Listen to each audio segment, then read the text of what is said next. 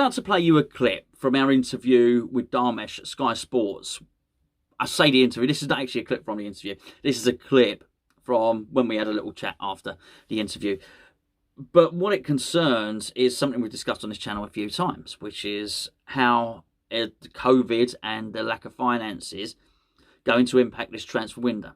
And more particularly, is there going to be a last rush of deadline day deals, of transfer activity, like the January sales at the shops or something like that? So I got to put this to Dharmesh, and the reason I did that is because I still suspect that West Ham have a part to play in this transfer window, although it might not be the part that everybody wants, and I don't think it's going to be the players that everybody wants. I do think there's a certain element of keeping our cards close to our chest and there being targets. Anyway, here's what Dharmesh had to say. Do you think that because of the impact of COVID on football, do you think that this transfer deadline day is not only going to see an extra hive of activity because everyone's keeping their powder dry, but there's going to be clubs that are in a lot of more financial difficulty? So you're also going to see some desperate last-minute deals and a lot more sort of loan deals and creative deals. I think that could be a theme of deadline day. And what I mentioned before about clubs like United, Arsenal, not so much United because they are managing to streamline their squad a little bit. We saw Andreas Pereira on his way to Flamengo.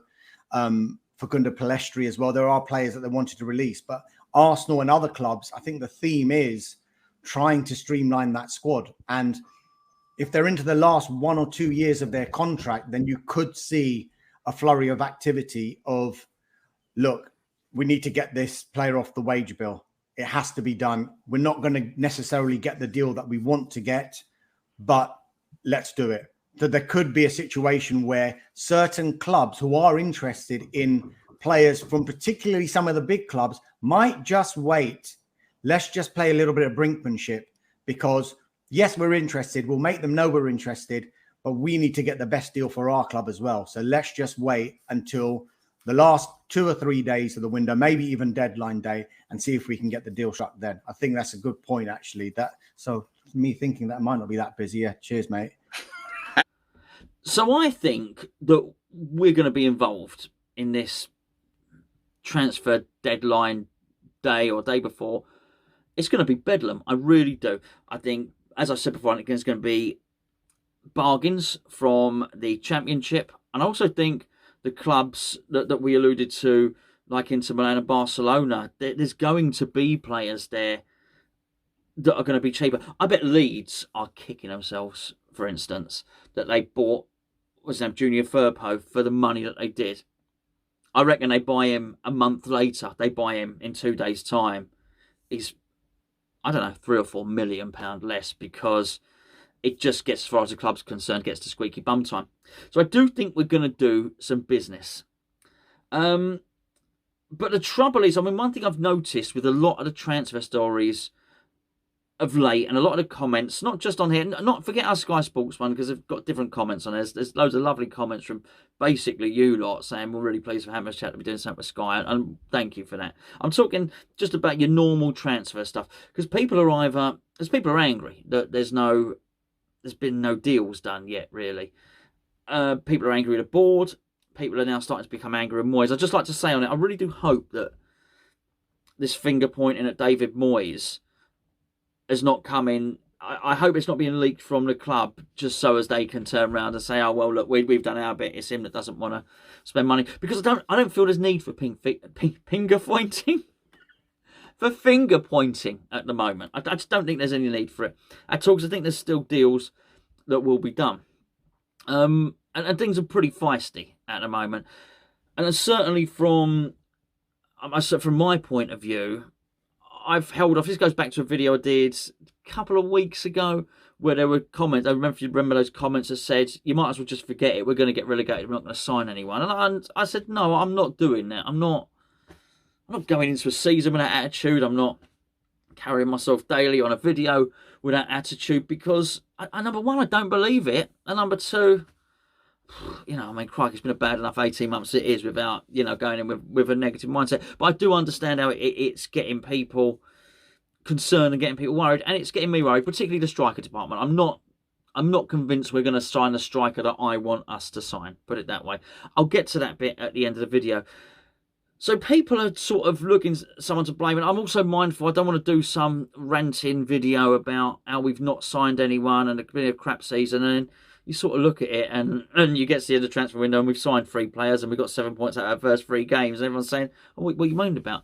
Because at the end of the day, the most important thing is the team playing football. That's why we forget why we support West Ham or any club. You want your team to play well when you want to score goals. You know, we've got a good team at the moment. We really do. The worry is that team is a little bit thin.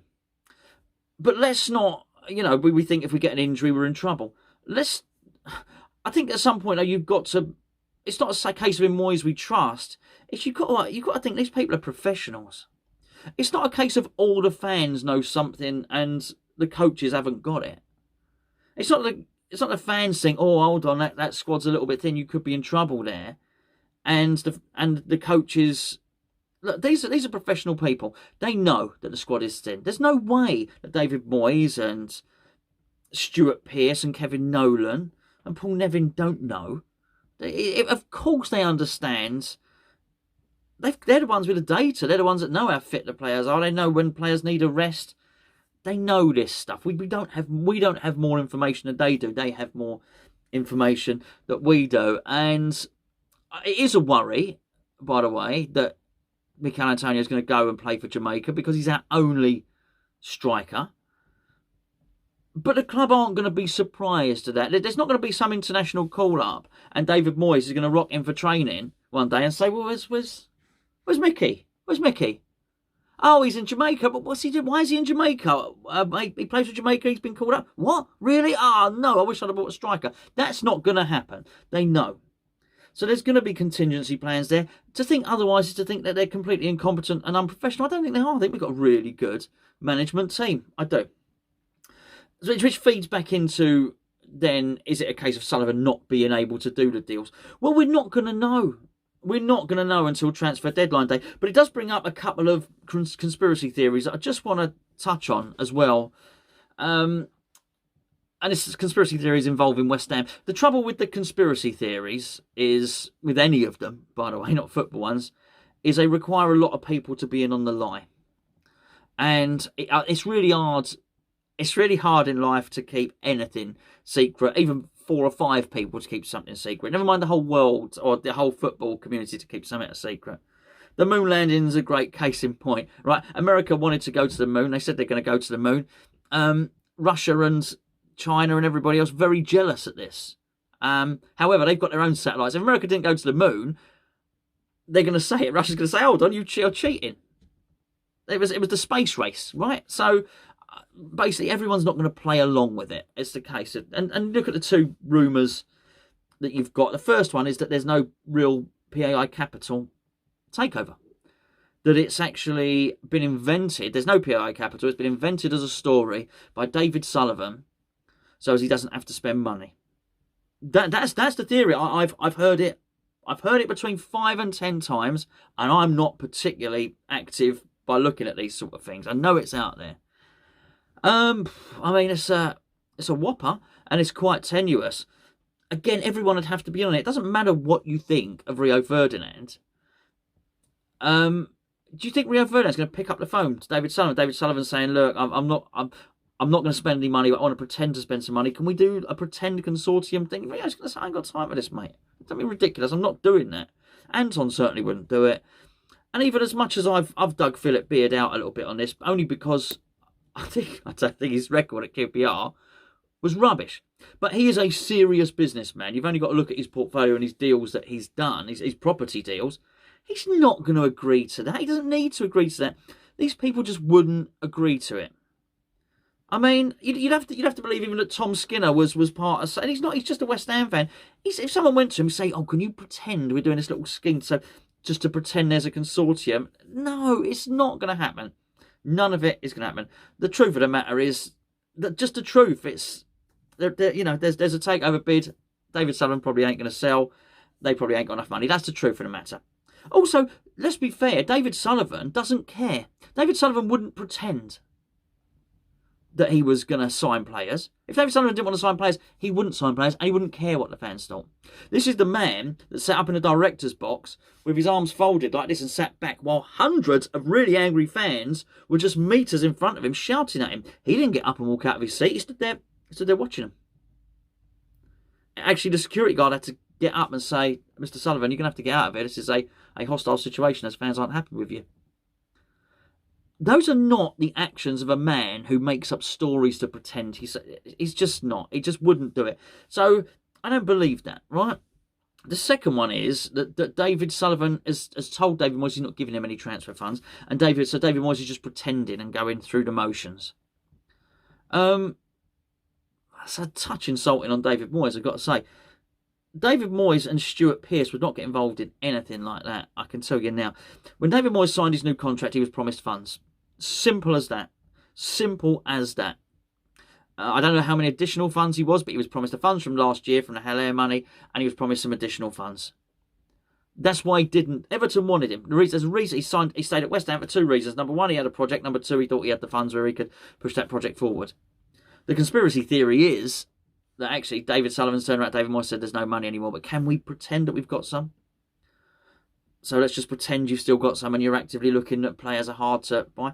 No way. David Moyes would turn around and say, hold on a minute, if you want the deals, I'm off. He'd do it curbishly. Stuart Pearce would have none of that. And you've got to really go some to think that those lot are capable of, that David Moyes and David Moyes and Stuart Pearce are capable, but they're not. They're honest guys, but not just honest guys. They wouldn't take. They both of them are no nonsense. They wouldn't put up with that. No, the truth of the matter is there's some money there. Might not be the amount of money everybody wants. Might get to the end of the window and you might do your calculations. I mean, hold on, the Hell Air money plus the Diangana money and so on and so forth, plus the wages saved. There's some discrepancy here. That's not what I'm talking about. We won't know until the end of the window on that. But so it's then a case of, right, okay, so if there is money there, then actually it's David Moyes not spending it. Well, how hard are we going to go at this guy? I think he's the best manager we've had in years. I really do. I think he's a phenomenal manager.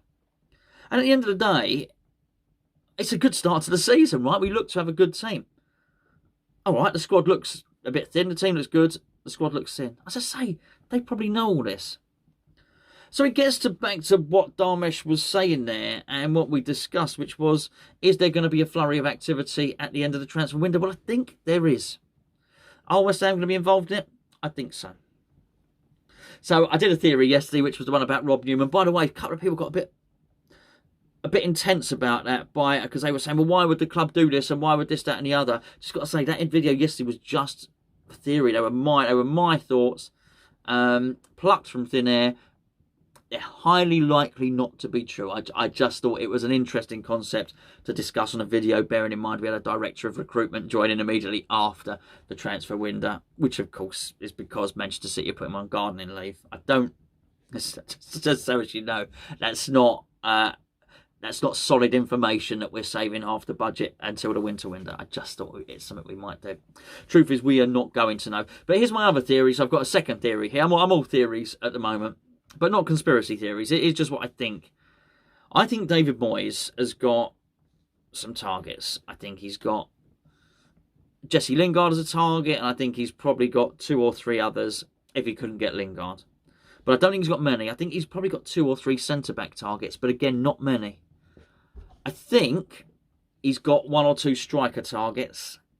I don't think he's getting any of them. I think half the stories you hear are probably there's some element of truth in him. I think he's struggling to get a striker in. I'm not sure we will.